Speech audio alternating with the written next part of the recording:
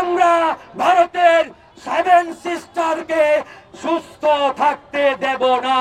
20 ঘন্টার মধ্যে সেই বাঁধগুলো যদি ভারত বন্ধ না করে তাহলে বাংলাদেশের 20 কোটি জনগণ চূড়ান্ত সিদ্ধান্ত নিতে বাধ্য হবে। পুরা রাজ্যের যে ডম্বুর নামক বাঁধ রয়েছে সেই বাঁধের প্রত্যেকটি গেট তারা খুলে দিয়েছে বাংলাদেশকে না জানিয়ে। এর ফলে আজকে বাংলাদেশে এক ভয়াবহ বন্যার সৃষ্টি হয়েছে এবং প্রায় 1 কোটি মানুষ পানিবন্দী।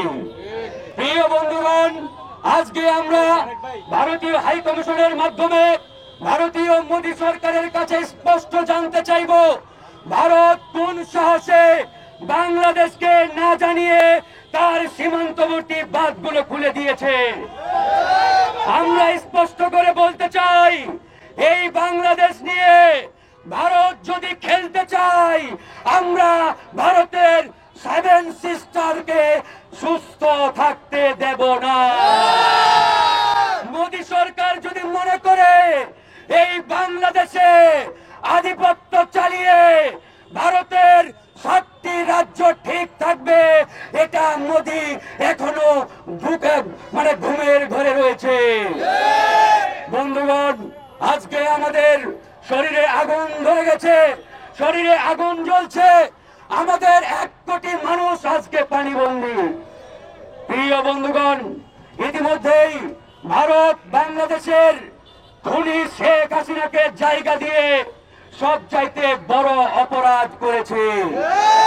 আমরা ভারতকে বলেছি, আপনি খুনি হাসিনাকে বাংলাদেশের জনগণের হাতে তুলে দেন, কারণ এই খুনি হাসিনার হাতে হাজার হাজার ছাত্র জনতার রক্তের দাগ লেগে রয়েছে। এই খুনি হাসিনাকে আপনি আপনার জায়গায় নিরাপদ আশ্রয় দিয়ে যদি মনে করে থাকেন বাংলাদেশের সাথে আপনাদের সম্পর্ক ভালো থাকবে, এটা কোনোদিন হতে দেওয়া হবে না। প্রিয় বন্ধুগণ, আজকে ভারত যা শুরু করেছে রাজনৈতিক প্রতিহিংসায় বাংলাদেশের মানুষকে পানিতে ডুবিয়ে মারার এক মিশনে নেমেছে। আজকে ভারত যেটা শুরু করেছে এর খেসারত ভারতকে চরম ভাবে দিতে হবে। আমরা আজকে ভারতীয় হাই কমিশন উপমুখে আমাদের এই যাত্রা থেকে ভারতকে স্পষ্টভাবে বলতে চাই, আগামী 24 ঘন্টার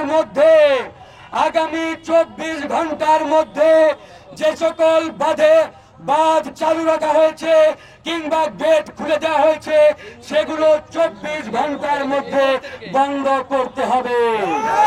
24 ঘন্টার মধ্যে সেই বাঁধগুলো যদি ভারত বন্ধ না করে তাহলে বাংলাদেশের 20 কোটি জনগণ চূড়ান্ত সিদ্ধান্ত নিতে বাধ্য হবে।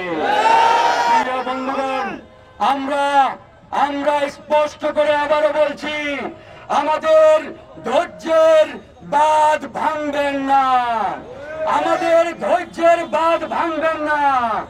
আপনারা যদি 24 ঘন্টার মধ্যে সেই ডুম্বুর সহ সেই বাঁধগুলো বন্ধ না করেন তাহলে আমরা বাংলাদেশের ছাত্র জনতাকে নিয়ে অনতি বিলম্বে চূড়ান্ত কর্মসূচি ঘোষণা করতে বাধ্য হব। আমরা এখান থেকে শান্তিপূর্ণভাবে ভারতীয় হাই কমিশন অভিমুখে রওনা দিব। আমরা একটা কথা স্পষ্ট করে বলতে চাই, কেউ কোনো ধরনের বিশৃঙ্খলা করার চেষ্টা করবেন না।